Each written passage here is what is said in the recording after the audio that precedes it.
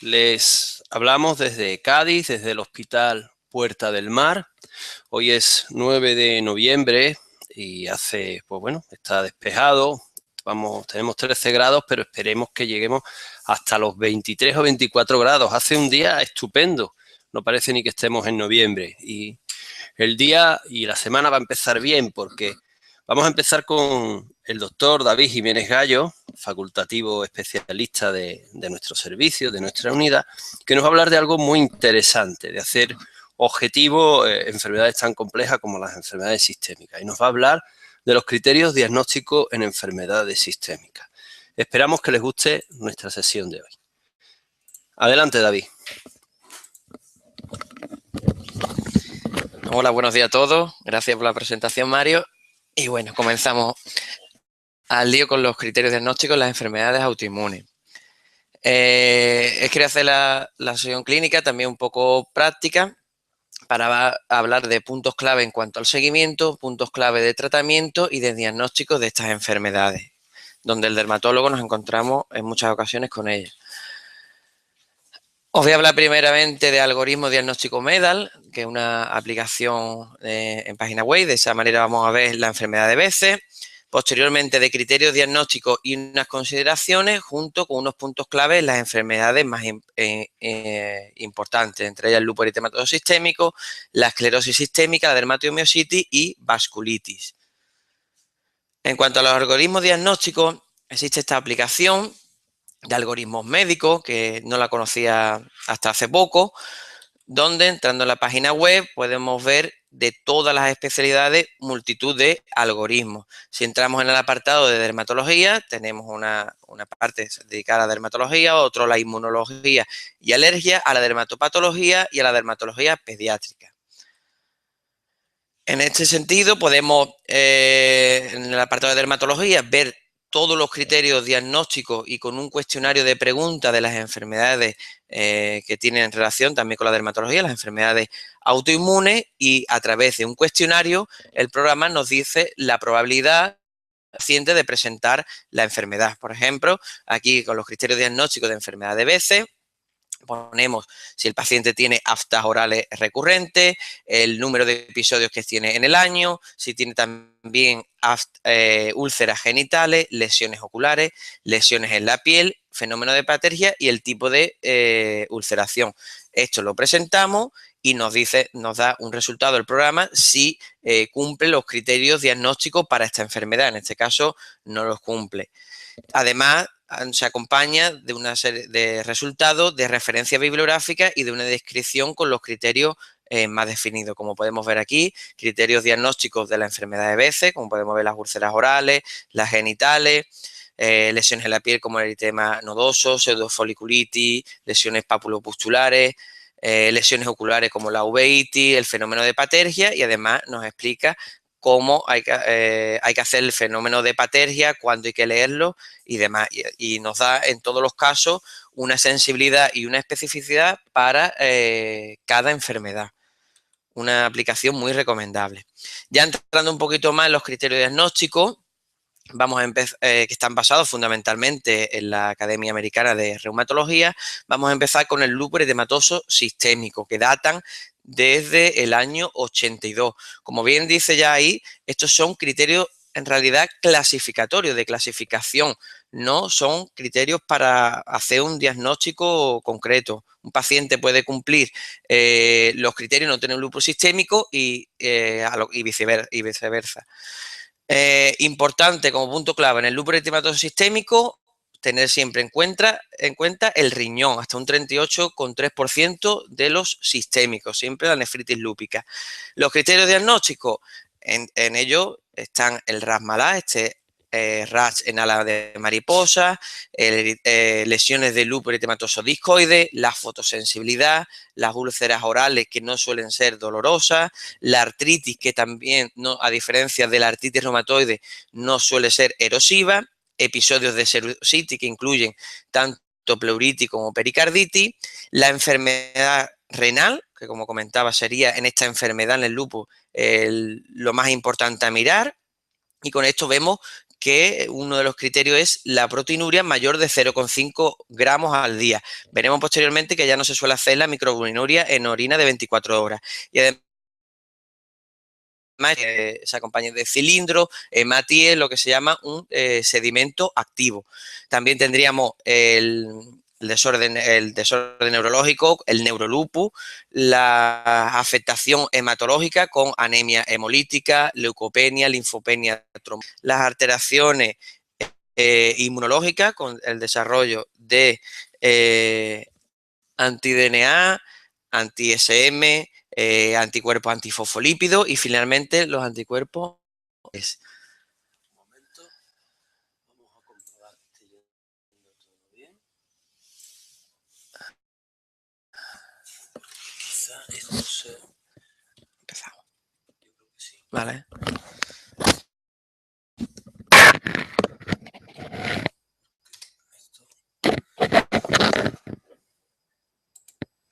¿Conocéis lo de MEDA? ¿Es algo mismo?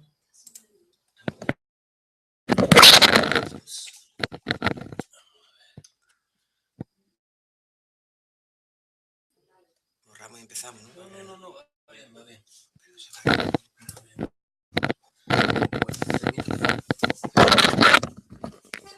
Bueno, disculpen, continuamos que hemos parado para ver si funcionaba. Como decía, puntos clave en el diagnóstico de lupus eritematoso sistémico. Los criterios del Colegio Americano no son criterios diagnósticos, sino que son criterios clasificatorios para homogeneizar a los pacientes y un poco entender en el lenguaje médico. Y como decía anteriormente, un paciente puede tener cumplir 4 criterios y no tener un lupus o viceversa. Marcadores importantes como puntos clave de actividad serían la velocidad, el descenso del complemento, las cifras del linfocito y los anti-DNA. Recordad que los anticuerpos antinucleares no marcan la actividad, puede estar más elevado, más disminuido y eso no marca actividad en lupus eritematoso sistémico. Lo importante, el sedimento de orina, valorar si esto está activo, es decir, que presenta proteína, hematía y cilindro. Si en el seguimiento de un paciente con lupus está activo el sedimento, lo que hacemos es repetirlo a la semana, a las 2 semanas y añadirle también un cultivo de orina, porque las infecciones de orina pueden provocar presencia de hematíes, proteínas, leucocitos. Como decía también anteriormente, en esta enfermedad lo que hay que descartar es la nefritis lúpica y lo que se hace es el cociente de albúmina creatinina, que cuando está mayor de 0,5 es cuando cumpliría este criterio de lupus y habría que valorar incluso una biopsia renal. Y como también decía, no precisa ya realizar microalbuminuria de 24 horas, por tanto, algo más sencillo, haciendo un sedimento y un cociente de albúmina creatinina. Este es el protocolo que hacemos nosotros en el hospital, basal, donde pedimos un hemograma, una bioquímica, con un perfil hepático renal, una coagulación, una velocidad, porque es un marcador de un reactante de fase aguda, incluido también la PCR. Hacemos también tiroides, el lupus afecta fundamentalmente a mujeres y el hipotiroidismo es algo muy frecuentemente asociado. El complemento, como decía también el riñón, sedimento de orina y cociente de creatinina albúmina y además de un patrón de un perfil de autoinmunidad con ANA, anti-ENA, anti-DNA, antifosfolípido y anticoagulante lúpido. Estos dos últimos, antifosfolípido y anticoagulante lúpico, normalmente los repetimos anualmente. Ya en el seguimiento lo que hacemos es parecido a lo anterior, pero únicamente necesitaríamos el complemento, el sedimento, junto con el cociente y los anti-DNA. No haría falta ANA ni anti-ENA, porque el patrón de anticuerpos de un paciente se mantiene y el anti-DNA es el que marca la actividad del lupus. Las revisiones, por supuesto, depende del tipo de lupus, no es lo mismo un lupus discoide que un sistémico que un subagudo, por el riesgo de evolucionar a sistémico y también del momento en que se cuenta el paciente, si está en momento de reagudización o estabilización clínica. Por tanto, valorar todo, incluso cuando haya alteraciones en la analítica dentro de un contexto tanto clínico como analítico. Otros puntos clave. Decir que la presencia de anticuerpos antinucleares, anti-DNA, anti-arroz, es decir, tener autoinmunidad positiva, si un paciente no tiene clínica, lo único que indica es un estado de portador. La inmunología en este tipo de enfermedades no diagnostica nada si no se acompaña de unas manifestaciones clínicas. Este estado de portador lo único que requiere es hacer un control normalmente anual, tanto clínico como analítico. Importante también destacar dos anticuerpos, sobre todo el anti-RON, que es el anti-LAVA asociado en muchas ocasiones, porque esto se asocia a fotosensibilidad, a síndrome de Sjögren, con la sequedad tanto ocular como oral, el bloqueo cardíaco congénito y el lupus neonatal. Importante de todo esto, el bloqueo cardíaco congénito. Lo comento porque en muchas ocasiones tenemos pacientes con lupus agudo que tiene anti-RO, que son mujeres, y ante la presencia de este anticuerpo tenemos que advertir frente a un embarazo, porque se recomienda que estas pacientes no esteratógenos tomen dolquina, hidroxicloroquina, porque disminuye el riesgo de bloqueo. Y también habría que hacer un control del PR, es decir, del intervalo PR, ecocardiográficamente en el feto, porque si eso se alarga, significa que que el corazón se está bloqueando y habría que pautar tratamiento con corticoides sistémicos que atravesaran la placenta, como la dexametasona. Dentro de todas esas manifestaciones, la más importante, el bloqueo cardíaco congénito. Siempre el lupus eritematoso sistémico pautaremos hidroxicloroquina, sería como la aspirina de la cardiopatía isquémica, porque se ha visto que esto mejora la supervivencia, disminuye el daño a largo plazo de órganos del lupus, tiene un efecto antitrombótico, tiene un efecto antiinfeccioso y además de estabilizador de la enfermedad. Siempre también es recomendable dejar de fumar, puesto que incluso afecta el tabaco a la eficacia de la hidroxicloroquina. Tenemos también como otra arma terapéutica la mepacrina, que se puede asociar a hidroxicloroquina. Esta no afecta al ojo, pero sí, a diferencia del dolquine, es teratógena y característicamente puede producir un tinte amarillo en la piel. Recordad que esta enfermedad la podemos definir como una enfermedad por células B, hay anticuerpos, y esto lo podemos asemejar en dermatología a las enfermedades ampollosas. Por eso, inmunosupresores que actúan fundamentalmente frente a las células B, como acetoprina y micofenato mofetil, son fármacos que utilizamos tanto en las enfermedades ampollosas como en el lupus, siendo el micofenato mofetil más potente, por eso se utiliza en casos de nefritis lúpica también de mayor grado. También, en cuanto al tratamiento, recordaros que ya en lupus eritematoso sistémico cada vez se utiliza más los pulsos de metilprednisolona y dosis medias bajas de prednisona oral, porque la utilización de prednisona a la dosis de 1 miligramo kilogramo día se basa siempre también en un empirismo. No hay nada demostrado de que el miligramo kilogramo sea más eficaz que el 0,5 miligramos kilo. Y bueno, os recomiendo también este artículo sobre este tema de los pulsos de corticoides y de tanto de las vías genómicas como no genómicas de actuación de los mismos. En cuanto a la esclerosis sistémica, en el año 2013 los criterios de clasificación han cambiado, ahora los mostraré, pero en esta enfermedad, si en el lupus tenemos que tener en cuenta el riñón, en la esclerosis sistémica tenemos que poner el ojo en el pulmón. Los criterios clásicos son del año 1980, con un criterio principal que se mantiene en la nueva clasificación, que es la esclerosis, normalmente bilateral y simétrica, proximal a las articulaciones metacarpo-falángicas. Con este criterio ya se cumple el diagnóstico de esclerosis sistémica y también se pueden añadir criterios menores como la esclerodactilia, que en la mayoría de las ocasiones va asociada a esta esclerosis de la proximal a la articulación metacarpofalángica, la presencia de úlceras de escaras de úlceras a nivel de los pulpejos de los dedos por el fenómeno de Raynaud característico de estos pacientes y, como comentaba, la afectación pulmonar en forma de fibrosis pulmonar. Estos criterios se han un poco modificado porque hasta un 20% de pacientes con esclerosis sistémica no cumplían los criterios, aún teniendo el diagnóstico, y se han, como comentaba, en 2003 ampliado. Aquí podemos ver que se hace con un score de números, a partir de 9 ya se realiza, a partir de 9 o más, el diagnóstico de la enfermedad y, como veis, el primer criterio es el que comentaba anteriormente, esta esclerosis proximal a la articulación metacarpofalángica. A esto se le añade esa esclerodactilia, las úlceras digitales.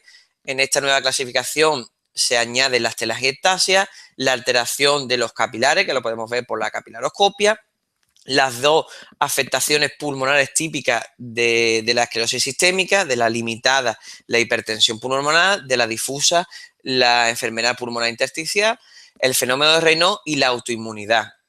Porque al fin y al cabo es importante diferenciar la esclerosis sistémica de otro grupo de enfermedades que es la esclerodermia localizada, que es el grupo de las morfeas que vemos más en dermatología. La esclerosis sistémica va más por una patología vascular, por eso tiene fenómeno de Raynaud, tiene autoinmunidad positiva y tiene esta esclerodactilia.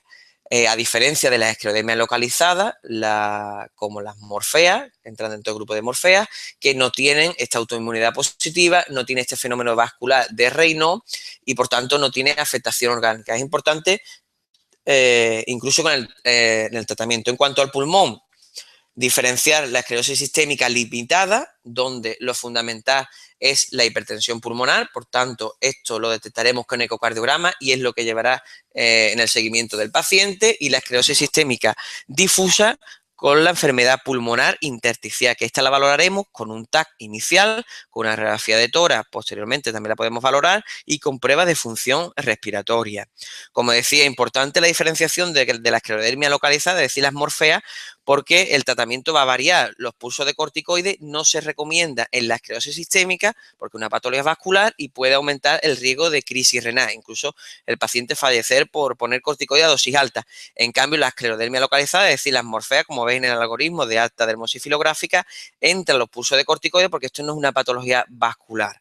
Y el metotrexato es el principal fármaco antifibrótico para la piel. En cuanto a puntos clave en la esclerosis sistémica y en los anticuerpos, bueno, aquí en esta enfermedad cada anticuerpo un poco nos va a dirigir a las manifestaciones clínicas del paciente. Tendríamos los anticentrómeros, típicos de la esclerosis sistémica limitada y que también incluye el síndrome de Craig. Por tanto, como es más de la limitada, protegería de la enfermedad pulmonar intersticial y de la afectación renal. La crisis renal y la hipertensión pulmonar son más de la esclerosis sistémica limitada. Tendríamos también los topoisomerasas, que dan un mayor riesgo de enfermedad pulmonar intersticial severa. Estos son más de la esclerosis sistémica difusa. Los anti-PM, que están más asociados a miositis, también antifosfolípidos, y recordar también los antipolimerasa, porque se asocian muy frecuentemente a este tipo de enfermedad, siendo los tipo 3 los que producen un mayor riesgo de crisis renal. Este es el estudio basal que hacemos también en el hospital. La extensión cutánea la podemos valorar con el score de Rodnan, el fenómeno de Raynaud con la historia clínica, la exploración física. Hacemos una analítica con autoinmunidad, valoración de enzimas musculares. El sedimento y el cociente también es importante porque esta enfermedad puede afectar al riñón. Cada 3 meses podemos hacerlo inicialmente, después alargarlo cada 6 meses e incluso un año dependiendo del paciente.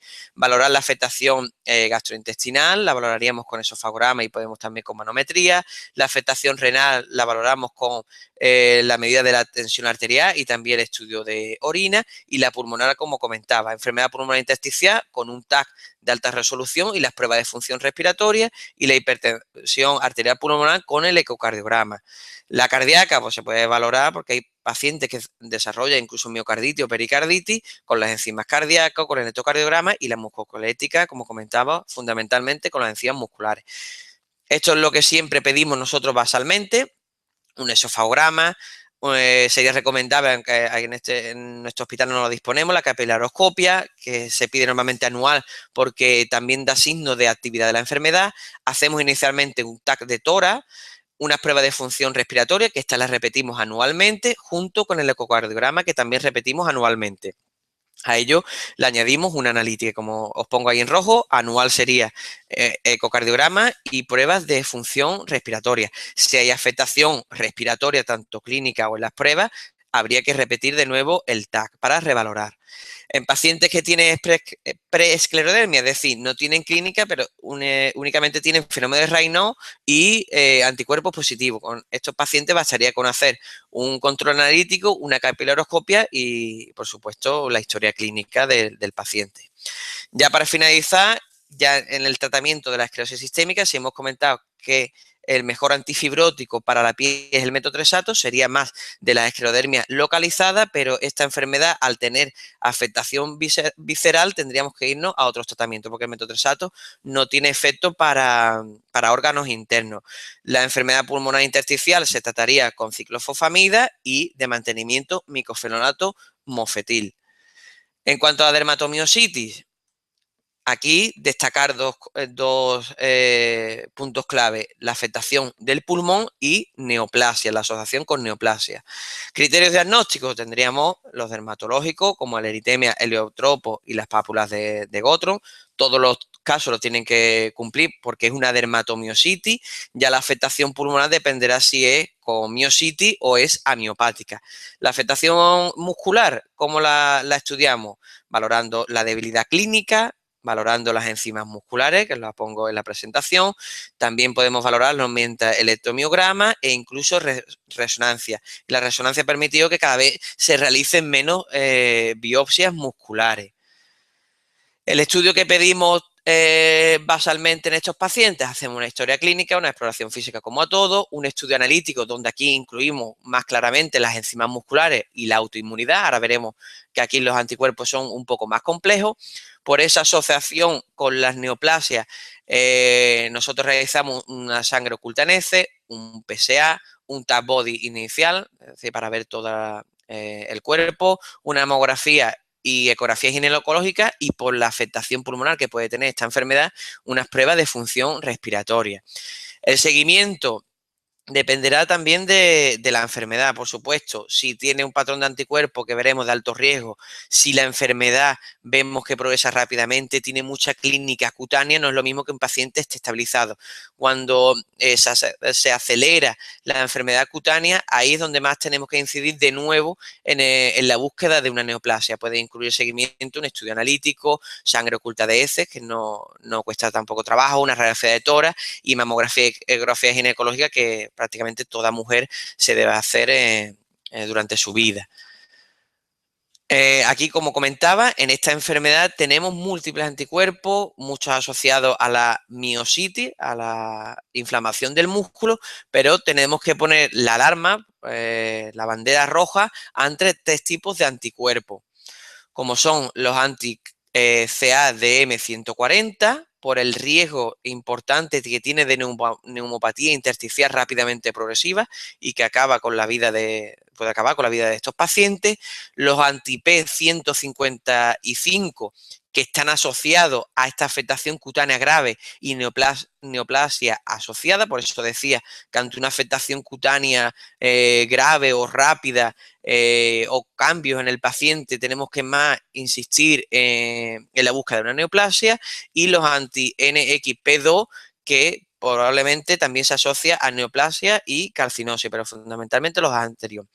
Tratamiento: multitud de inmunosupresores, los clásicos para la piel, la fotoprotección solar, corticoides tópicos, uso de tacrolimus tópico, pimecrolimus, hidroxicloroquina, metotrexato, micofenonato mofetil, muy utilizado, ¿no?, para la afectación pulmonar. Tacrolimus, como inhibidor de la calcineurina, siempre suelen tener más afectación para la piel, para la clínica cutánea. Tendríamos también, cuando hay una gravedad rápida, los pulsos de metilprednisolona y las inmunoglobulinas intravenosas, como ambos fármacos inductores de remisión.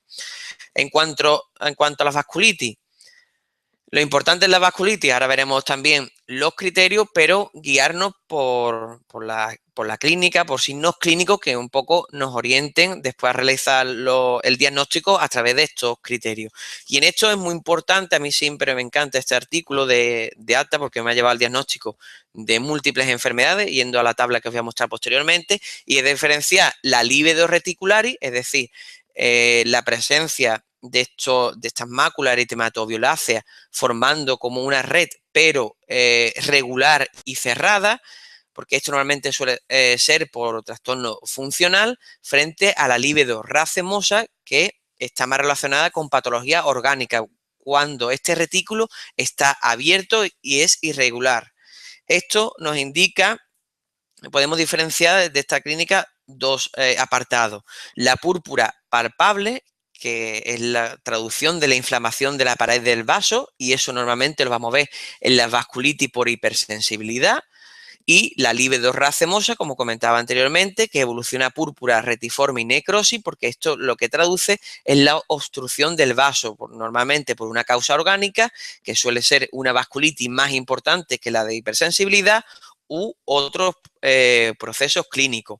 Dentro de esta clínica tenemos vasculitis importantes como la PAN, la granulomatositis de Wegener, el síndrome de Church-Strauss, la poliangitis microscópica y otras enfermedades que hemos visto anteriormente que también puede dar vasculitis, como el lupus eritematoso sistémico, la artritis reumatoide e incluso la crioglobulinemia. Por tanto, importante esas dos consideraciones clínicas para orientarnos.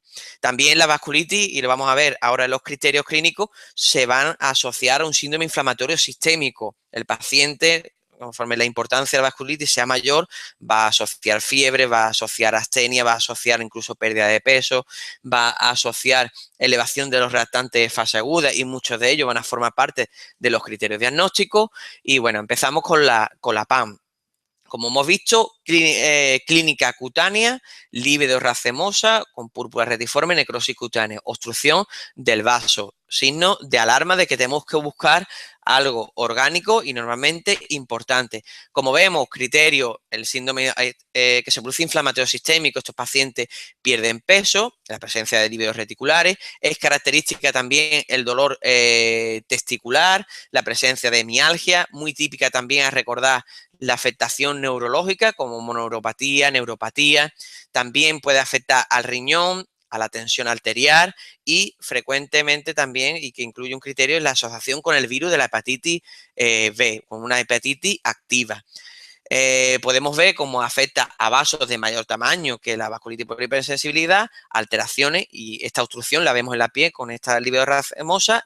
Podemos verlo radiológicamente con una normalidad de la arteriografía. Y bueno, también la biopsia, cuando la podemos realizar, datos clínicos a favor. Se requiere la presencia de 3 o más de estos criterios para decir que un paciente tiene una PAN cutánea. En cuanto al Church-Strauss y granulomatosis de Wegener, que ya también actualmente se llaman poliangitis con granulomatosis, lo que pasa es que estos nombres clásicos persisten. Importante la presencia, igual que la anterior, clínicamente, de esta libedo-racemosa por obstrucción del vaso, aunque esto no forma parte de los criterios diagnósticos. También los ANCA, aunque tampoco forman parte de los criterios diagnósticos, y para diferenciar una u otra, esto no, una vez que tengamos ANCA positivo o una clínica compatible, nos iríamos, por ejemplo, al Church-Strauss, donde más la afectación pulmonar y los eosinófilos tienen una participación más importante, con presencia de un paciente con asma, afectación de senos paranasales con pólipos paranasales, esta afectación pulmonar en forma también de infiltrados pulmonares, la eosinofilia tanto en la piel como en sangre, y también estos pacientes característicos que puedan presentar neuropatía. En estos casos se requieren 4 o más de estos criterios para hacer un diagnóstico, y como hemos recalcado durante toda la sección, la autoinmunidad tampoco lleva, únicamente autoinmunidad positiva, no lleva al diagnóstico de ninguna de estas enfermedades. En cuanto a la granulomatositis de Wegener, la afectación ORL con inflamación nasal, oral, puede destruir la línea media, incluso nasal, radiografía de tórax, donde vemos normalmente nódulos cavitados, el sedimento en orina. En esta enfermedad es muy importante, y ante cualquier vasculitis por la glomerulonefritis rápidamente progresiva, descartar con un sedimento la afectación renal, porque en el Wegener es característica. Y bueno, la inflamación granulomatosa en la biopsia, en este caso, también forma parte de los criterios. En cuanto a vasculitis todavía de mayor tamaño, tendríamos que aquí forma parte la velocidad de sedimentación globular. En todas las vamos a tener, pero en esta enfermedad forma parte característica de los criterios clínicos. También este tipo de vasculitis es más típica de personas mayores, por encima de los 50 años, donde la arteria temporal se afecta, una arteritis de arteria temporal. Eso va a provocar que aumente la sensibilidad, dolor, disminuya el pulso, dolor de cabeza asociado, una velocidad elevada y una biopsia anormal también de la arteria temporal, que como sabéis la afectación es parcheada y hay que localizarla. Esto requiere 3 o más criterios para el diagnóstico y en muchas ocasiones hay que también diferenciarlo de la polimialgia reumática, que también afecta a personas mayores con una velocidad alta y con debilidad en las cinturas escapulares.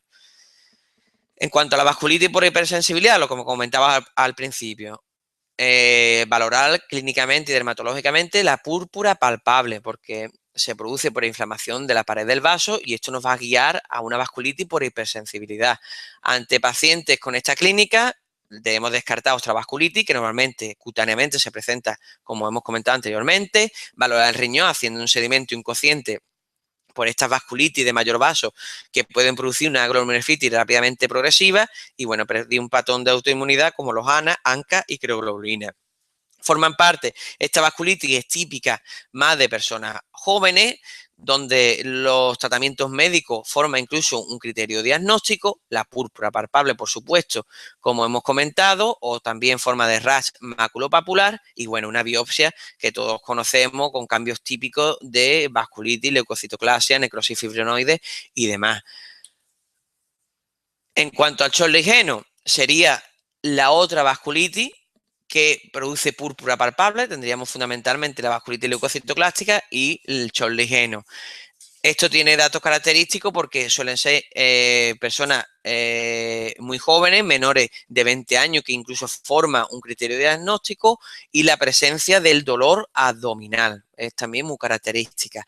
En estos pacientes, además de la biopsia, que suele haber inmunofluorescencia positiva para IgA, cambios típicos de vasculitis leucocitoclástica, valorar el riñón, porque puede producir una nefropatía renal, mediante, como hemos ido comentando durante toda la sección, sedimento y cociente, valorar la actividad de ese sedimento. Ya otra vasculitis que no solemos ver sería la arteritis de Takayasu, que como puntos clave afecta a vasos de mayor tamaño, por tanto puede dar claudicación de extremidades. Es típico que sea como una vasculitis, a diferencia de la temporal, en personas joven y sin factores de riesgo cardiovasculares. Ante esta triada clínica habría que descartar esta enfermedad. Como decía, comienza normalmente a una edad menor o igual de 40 años, con esta claudicación de extremidades, esta afectación de los vasos también nos va a provocar una disminución de pulso de la arteria braquial, una diferencia de presión arterial, incluso soplo y una arteriografía anormal, es decir, una afectación de un vaso de mayor tamaño. Y bueno, con el repaso de estas enfermedades autoinmunes, que creo que son las fundamentales, y con estos puntos clave, finalizamos esta sección clínica. Aquí os dejo la bibliografía y espero que os haya gustado. Muchas gracias a todos.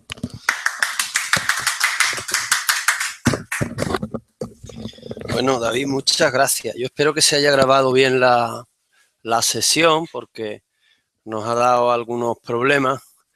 Pero bueno, algo que creo que es muy interesante es el concepto de los criterios diagnósticos en el siglo XXI. La mayoría de criterios diagnósticos que están en vigor son antiguos, son del año 90, como podéis ver, y posiblemente las sociedades científicas y las personas que trabajan en enfermedades sistémicas tengan que revisar de nuevo esto y reconocer los nuevos criterios diagnósticos apoyados en sensibilidad, especificidad y valor predictivo positivo y negativo, tanto para los criterios aislados como para algoritmos que los sumen.